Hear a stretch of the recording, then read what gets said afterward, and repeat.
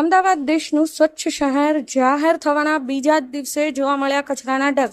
એને સ્વચ્છતા અભિયાનના ઉડિયા ધજાગડા મધ્ય ઝોનમાં આવેલ શાહપુર વોર્ડ ખાતે ગવર્મેન્ટ કોલોની ને બોમ્બે ગેરેજ વિસ્તાર પાસે કચરાના ઢગલા.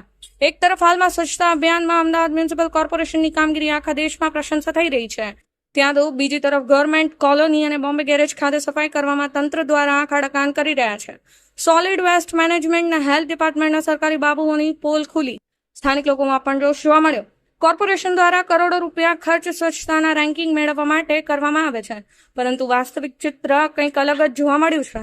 લોકોને ગંદકીથી છુટકારો મળી રહે તે માટે નિયમિત કચરાના નિકાલ માટેની ગાડીઓ ફાળવવામાં આવે છે, પરંતુ આ ડોર ટુ ડોર ગાડીઓ ફક્ત ને ફક્ત શોભાના ગાંઠિયા સમાન છે.